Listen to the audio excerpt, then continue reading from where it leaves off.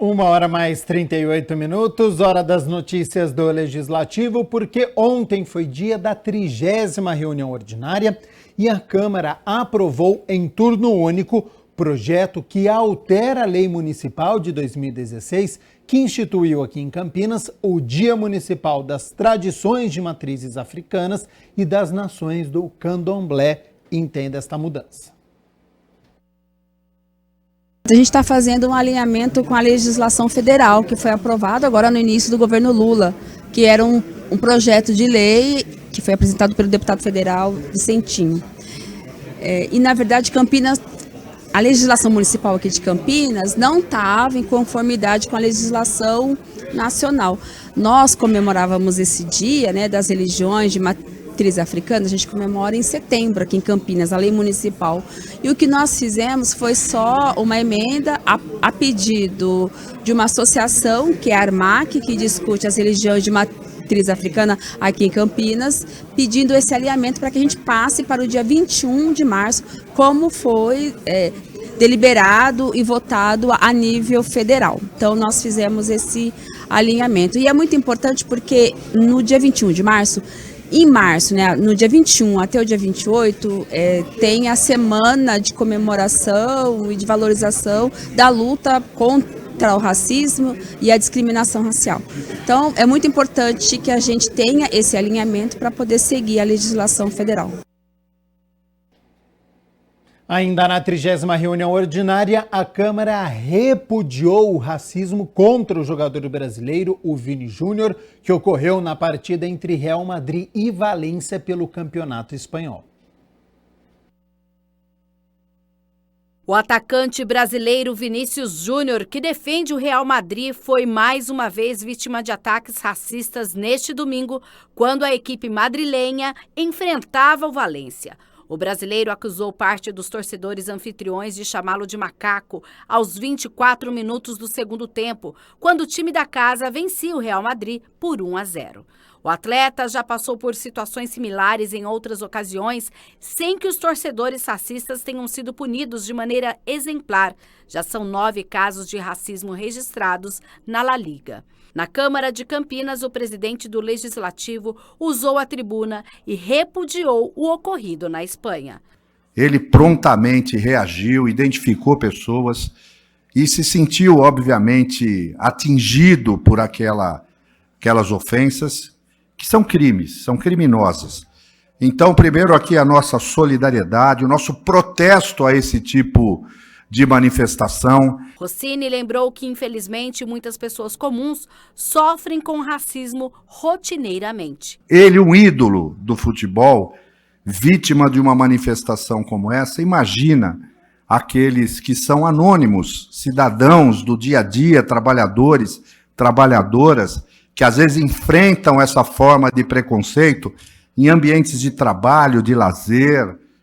Então, a iniciativa da Câmara visa também sinalizar o nosso compromisso em defesa da igualdade de povos, de raças e combater toda forma de discriminação e violência, inclusive a racial. A vereadora Paula Miguel, que é a presidente da Comissão Permanente de Defesa dos Direitos Humanos e Cidadania, reforçou o protesto. Esse tipo de atitude é inaceitável. A gente precisa que a Liga Espanhola, a Federação Espanhola, o Ministério Público Espanhol e mesmo o governo espanhol tome providências do que está acontecendo e também os patrocinadores. Vinícius Júnior recebeu apoio de diversas personalidades do Estado brasileiro. Um deles foi o presidente Lula, que cobrou que os ataques, né, tivessem soluções ali, cobrou ações e se solidarizou também com o jogador. O Ministério de Direitos Humanos, Silvio Almeida, cobrou oficialmente a apuração e punição dos responsáveis pelos ataques. A ministra da Igualdade Racial, que esteve na Espanha nas últimas semanas para assinar um acordo de cooperação contra a xenofobia e o racismo, também cobrou providências. A polícia da Espanha prendeu hoje 7 torcedores, 3 deles pelos insultos racistas na partida entre Valência e Real Madrid e os outros 4 pela simulação de enforcamento com um boneco que utilizava a camisa de Vini Júnior em janeiro deste ano e que se identifique os outros criminosos. Chega de impunidade, né? E olha só, no mês que é comemorado o Dia Internacional da África, a Câmara Municipal de Campinas recebe obras de arte em parceria com o professor doutor Odair Marques da Silva, curador da Mostra Cultural Afrofuturista. Com o objetivo de divulgar ações que valorizam a África no Brasil, a Câmara apresenta belíssimas obras de arte. Desde o início do mês, a casa já está expondo no hall de entrada um totem e uma grande bandeira artesanal retratando o continente africano. No dia 9 de maio, foi realizado um evento internacional, o Prêmio African Friends. A mesa de abertura teve a coordenação do vereador Permínio Monteiro. O parlamentar também protocolou uma moção de apoio ao evento. Agora, uma parceria com o professor Odair Marques da Silva, que é curador da Mostra Cultural Afrofuturista. Olha, nós temos um grande mapa, né, bem instalado aqui no hall de entrada, que celebra a diversidade cultural africana, feito em tecidos de capulana, que é um tecido de roupa muito lindo que eles produzem. Teremos uma escultura em madeira, tamanho de uma pessoa, 1,80 m, rara no Brasil. Foi feito por uma etnia chamada Fulani, não é? Que fica no oeste da África, e ela é dada para o príncipe, que ganha uma competição interna de liderança desse reinado nessa região e deseja para ele sucesso, enriquecimento e uma vida de um bom reinado. Temos também um ovo de avestruz pintado, é uma arte da Namíbia, muito bem feita, delicadíssima, está aqui em demonstração.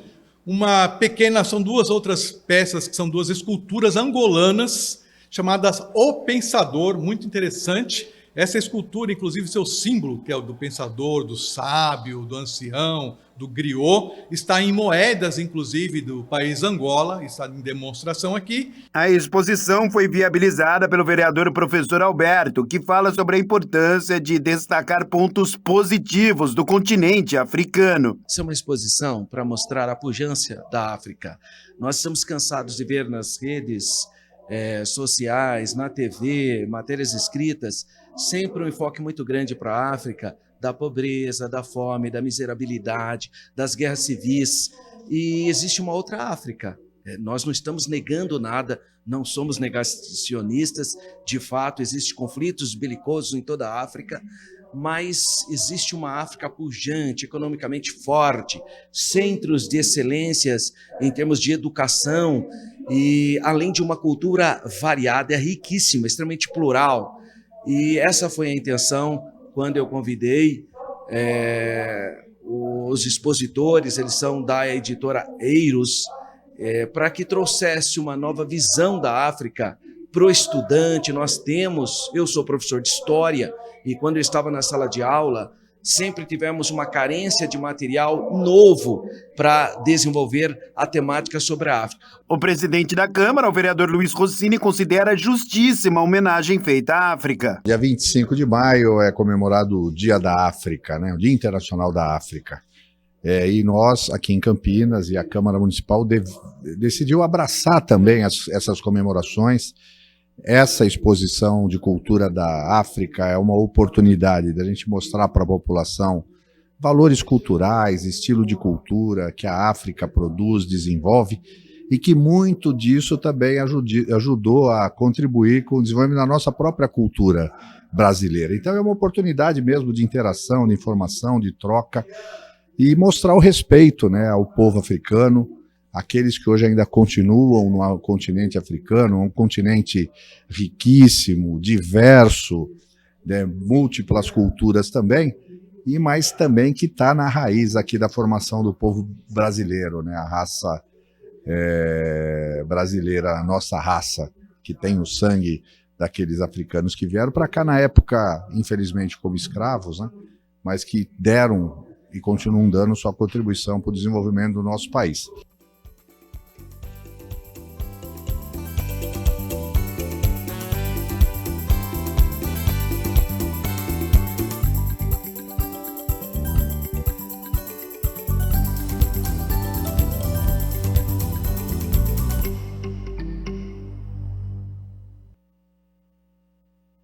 A gente segue aqui com as notícias do Legislativo, porque a Comissão Permanente de Cultura se reuniu ontem e discutiu a publicidade e transparência das emendas impositivas destinadas ao setor cultural aqui da cidade e a regulamentação da Lei Paulo Gustavo.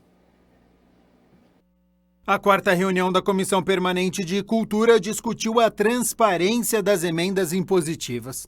A gente lembra que foi o primeiro ano em que os vereadores destinaram R$1.300.000 para a saúde e outros R$1.300.000 para outras pastas do município. A diretora administrativa da pasta, a Mariane Bockelman, esteve presente e contribuiu com explicações do trabalho que está sendo desenvolvido.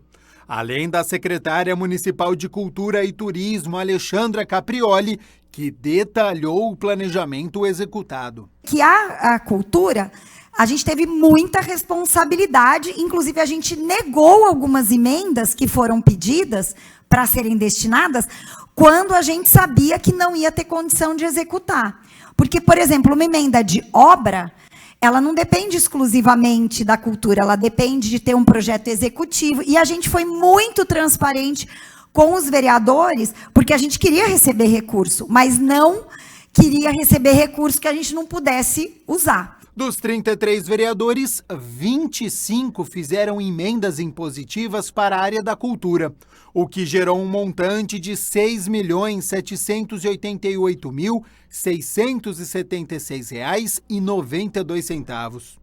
O presidente do Conselho de Política Cultural salientou a importância das emendas impositivas como um guia de políticas públicas. As emendas é um ponto essencial e ideal para a gente ter de relação com o plano. Eu acho que eu até diria mais, assim, provocaria mais do que essa última fala da Alexandra, de que o plano pode ser um local de ação das emendas. Eu diria que o plano deve ser um local de execução das emendas. É o plano como guia das ações da Secretaria de Cultura e Turismo como um todo, assim. A ideia é que as ações todas estejam dialogando com o plano. O plano ele é muito abrangente. São... não tenho o número agora de quantas ações são. 115, né?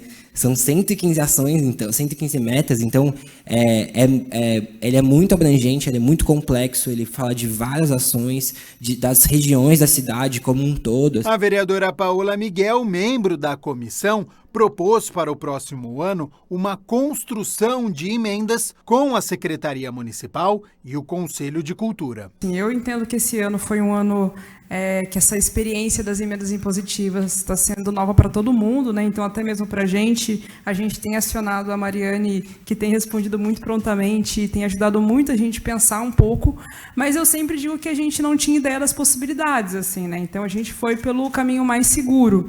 Mas acho que para o ano que vem, já tendo acumulado um pouco mais das coisas, né? Até pela nossa movimentação de mandato, de andar um pouco mais a cidade, principalmente ocupando MIS ali, né? Nesse momento, se teria possibilidade da gente fazer uma construção de emendas, não só juntamente com a Secretaria, mas também juntamente com o Conselho, né? Então... Outro tema abordado foi a regulamentação da Lei Paulo Gustavo, que viabiliza o investimento direto no setor cultural com a destinação de R$ 3.862.000 para os municípios do país. O montante total que Campinas vai receber é R$ 8.732.160,25. E ele é dividido em vários incisos, né? Então, por exemplo, o inciso 1 é das produções do audiovisual, porque como ele vende um recurso advindo dos recursos do audiovisual, uma grande parte deles, ou seja, 4.394.983.058 são destinados para a produção audiovisual. O presidente da comissão, o vereador Igor Diego, aprovou a iniciativa de dar transparência ao trabalho que está sendo realizado. A reunião de hoje tinha como esse objetivo, a gente democratizar primeiramente esses recursos, saber como que essas emendas estão sendo planejadas, e a segunda é trazer a transparência, né?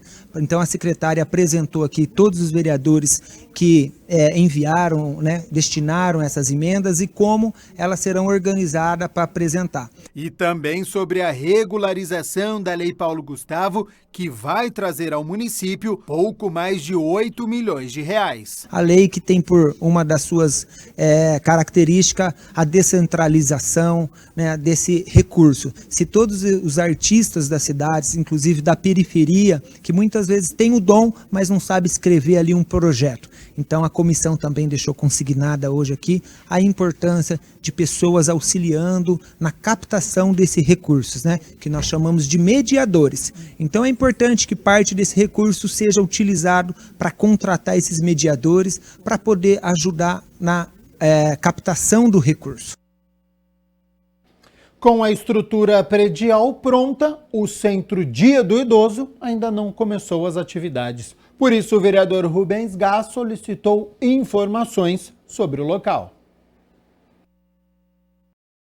O vereador Rubens Gás protocolou um requerimento em que solicita informações sobre o Centro Dia do Idoso, que fica localizado no Jardim Icaraí. Já está construído há 2 anos e até agora a gente não viu um destino para ele, né? Evidentemente que não pode ficar desse jeito, né? Um prédio que tem um custo operacional, pois existe vigilância lá 24 horas, né? Um prédio que pode ser depredado e que pode também ser utilizado por pessoas indevidas. O que nós queremos saber é o destino desse prédio, o que está acontecendo. O centro tem por objetivo tirar o idoso de dentro de casa, o que evita acidentes domésticos e, consequentemente, diminui as internações. Como vocês podem ver, a estrutura do prédio está levantada, mas o vereador quer saber quando começará o cadastro dos idosos para que as atividades no centro iniciem e quantas vagas serão disponibilizadas. Fui visitar, né, e pude perceber, né, e conversando com os moradores, a ociosidade daquele prédio. Há 2 anos já construído e até agora não tem nenhum cronograma com relação ao destino dele. Baseado na proteção social especial de média complexidade, o centro também visa proporcionar espaço de acolhimento, proteção e convivência a idosos semidependentes. Agora o parlamentar pede agilidade para que as ações do centro finalmente comecem. Que haja aí um destino o mais rápido possível, uma celeridade, porque é inadmissível que a gente acompanhou lá. Esperamos que o executivo, que a assistência social venha com a resposta o mais rápido possível.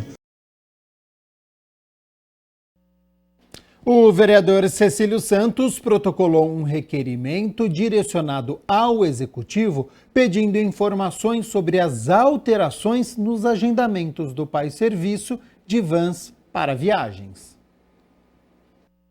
O vereador Cecílio Santos protocolou um requerimento solicitando informações ao Executivo referente à alteração nos agendamentos do PAI, serviço que integra o Programa de Acessibilidade Inclusiva. Veja, é importante essa informação porque nós temos recebido reclamações dos munícipes no agendamento desse serviço.